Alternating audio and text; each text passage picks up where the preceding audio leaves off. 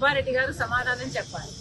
సుబ్బారెడ్డి గారు సమాధానం చెప్పాలి. నా ఇంటికి రాలేదా, నాకు ఆడియో వినిపించలేదా, నా బిడ్డల మీద నేను ప్రమాణం చేసి చెప్తున్నాను ఇది నిజమని సుబ్బారెడ్డి గారు కూడా ఆయన బిడ్డల మీద, ఆయన వాళ్ళ బిడ్డల మీద ప్రమాణం చేసి చెప్పగలడేమో కనుక్కోండి. ఇక్కడ సుబ్బారెడ్డి గారు ఎందుకు అప్రూవర్ అయ్యారు మేడం? జగన్ తాలూకు బంటూ సుబ్బారెడ్డి గారు అప్రూవర్ అయ్యారని వినిపించారంటే అప్పుడు సుబ్బారెడ్డి గారు నాతో బాగానే ఉండేవారు. అప్పుడు సుబ్బారెడ్డి గారితో సంబంధాలు నాకు బాగానే ఉన్నాయి. జగన్మోహన్ రెడ్డి గారు నన్ను వ్యతిరేకించారు కానీ మొదటి నుంచి మధ్యలో ఉన్న బంధువర్గం అంతా ఇద్దరిని పోగొట్టుకోలేక జగన్ రెడ్డికి నాకు ఇద్దరికి సన్నిహితంగా ఉన్న వాళ్ళు చాలా మంది ఉన్నారు. అలా ఉన్నవాడే అప్పుడు సుబ్బారెడ్డి గారు. అందుకే అంటున్నా, సుబ్బారెడ్డి గారు అప్పుడు నాతో బాగానే ఉన్నారు. కానీ ఎప్పుడైతే జగన్మోహన్ రెడ్డి గారు ఆయన చేత నా బిడ్డల విషయంలో, నా బిడ్డల ఆస్తి కాజేసే విషయంలో జగన్మోహన్ రెడ్డి గారు కుట్రలు పన్ని అబద్ధాలు చెప్పించారో, సుబ్బారెడ్డి గారికి, సాయిరెడ్డి గారికి ఎట్లయితే ఒత్తిడి పెట్టి, ఎట్లయితే ట్యూషన్లు తీసుకొని మరి అబద్ధాలు చెప్పించారో అప్పటి నుంచి సుబ్బారెడ్డి గారితో నాకు మాటలు లేవు. మాటికి తెలుసు. ఎవరైనా ఆశ్చర్యపోతారండి, అంతకంటే ఏం చేస్తారు. ఆ రోజుల్లో ఎంతగా బుల్డోస్ చేసుకుంటూ పోయారో, వాళ్లకు అధికారం ఉంది, వాళ్లకు డబ్బు ఉంది, ఏది పడితే అది, ఎంత అరాచకం అయితే అంత అరాచకం బుల్డోస్ చేసుకుంటూ పోయాడు జగన్మోహన్ రెడ్డి గారు. అందులో భాగమే ఫోన్ ట్యాపింగ్ ఒకటి. కాంగ్రెస్ పార్టీకి బుల్డోస్ చేయడం రాదు. కాంగ్రెస్ పార్టీ ఒక జాతీయ పార్టీ, కాంగ్రెస్ పార్టీ స్క్రూటినీ ఉన్న పార్టీ. కాంగ్రెస్ పార్టీ ఇలాంటివి చేస్తుంది అని నేను అనుకోను. రాజశేఖర రెడ్డి గారు ముఖ్యమంత్రిగా ఉన్నప్పుడు కూడా ఇలాంటి ఫోన్ ట్యాపింగ్ ఎక్కడా జరగలేదు. ఇప్పుడు జరుగుతున్నాయి, కేసీఆర్ గారు చేస్తున్నారు, రేవంత్ రెడ్డి గారు ముఖ్యమంత్రిగా ఉన్నారు కాబట్టే ఇది బయటకు వచ్చింది. కేసీఆర్ గారే గెలిచి కేసీఆర్ గారే అధికారంలో ఉంటుంటే ఇది ఎప్పటికీ బయటకు వచ్చేది కాదు. ఒక మాట చెప్తున్నాను నేను, నా ఇంటికి వచ్చి నా ఆడియోను నాకే వినిపిస్తుంటే నాకెంత అవమానంగా ఉండాలి. కానీ ఆ రోజు నేను ఏం చేయలేకపోయాను.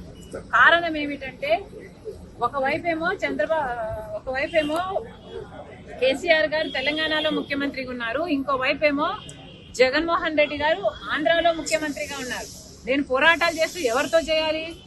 ఈ ముఖ్యమంత్రితో చేయాలి, ఆ ముఖ్యమంత్రితో చేయాలి. అప్పటికే నన్ను తొక్కే ప్రయత్నాలు చాలా గట్టిగా చేస్తున్నారు. నేను ఎదగకూడదు అన్న ప్రయత్నాలు, నా పాదయాత్ర అయితేనేమి, నా పొలిటికల్ జర్నీ అయితేనేమి, నా ఉన్న ఇబ్బందులు అయితేనేమి, దేర్ ఆర్ టూ మెనీ.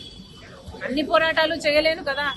కాబట్టి నేను ఈ ఫోన్ ట్యాపింగ్ విషయాన్ని పక్కన పెట్టదలుచుకున్నాను. ఎందుకంటే నేను ఒకవేళ పోరాటం చేసినా కూడా, ఫోన్ ట్యాపింగ్ జరిగింది అని నేను బయట చెప్పినా కూడా, అటువైపు తెలంగాణలో ఇన్వెస్టిగేషన్ జరగదు, ఇటువైపు ఆంధ్రాలో ఇన్వెస్టిగేషన్ జరగదు. ఎందుకంటే పోలీస్ డిపార్ట్మెంట్ అంతా వాళ్ళ చేతుల్లో ఉంటుంది కాబట్టి. నాకేం కర్మ అయ్యా, టీడీపీ వాళ్ళు ఎవరు? టీడీపీ వాళ్ళు నాకు స్క్రిప్ట్ ఇవ్వడం ఏంటి, నేను చదవడం ఏమిటి? నేను చంద్రబాబు గారిని నా కొడుకు పెళ్లికి పిలిచడం తప్పితే నేను తర్వాత చంద్రబాబు గారితో మాట్లాడలేదు, నాకు అవసరం కూడా లేదు. పోనీ చంద్రబాబు గారితో నేనేదో స్క్రిప్ట్ ఇచ్చి నేను చదువుతున్నానంటే, పోనీ చంద్రబాబు గారు నాకేదో చేస్తుంటే నేను చేయాలి కదా. పోనీ ఏం చేశారు చంద్రబాబు గారు నాకు? నేను ఎలా లబ్ధి పొందుతున్నాను? మీకేమైనా కనిపిస్తుందా నేను ఎలా లబ్ధి పొందుతున్నాను? చంద్రబాబు గారు ఇంకా పవన్ కళ్యాణ్ కూడా నాకు మేలు చేస్తుంటే ఎట్లా చేస్తున్నారు? కాబట్టి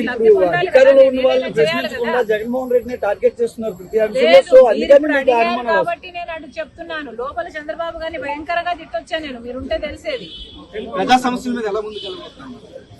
నాకు సూపర్ 6 చాలా ఇంపార్టెంట్. మళ్ళీ చెప్తున్నాము, చంద్రబాబు గారు మభ్య పెట్టే ప్రయత్నం చేస్తున్నారు.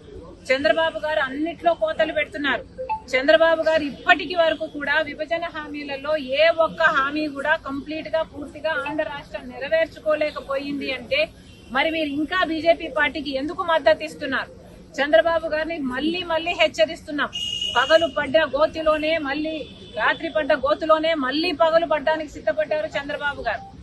ఒకసారి బీజేపీతో పొత్తు పెట్టుకున్నారు, చెడింది, మళ్ళీ పెట్టుకున్నారు. మళ్ళీ చెడితే బాగుంటుందని మేము అనుకుంటున్నాము. ఎందుకంటే ప్రజలకు బీజేపీ పార్టీ ఒక్క మేలు కూడా చేయటం లేదు కాబట్టి. రాజధానికి కూడా ఇప్పుడు అప్పులు ఇస్తారట.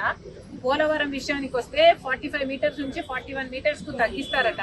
విశాఖపట్నం స్టీల్స్ కి వస్తే మీరు వాళ్ళకు మేలు చేయండి అంటే వాళ్ళు అలీబాబా 40 దొంగలు, అలీబాబా దొంగతనం చేస్తున్నాడు, 40 దొంగలతో దొంగతనం చేపించుకున్నాడు. ఎవరైనా ఒప్పుకుంటారా మేము అలీబాబా మేము దొంగలు మనం ఎవరైనా ఒప్పుకుంటారా? అందరూ అలా తయారయ్యారు, రాజకీయాలు అలా తయారయ్యారు.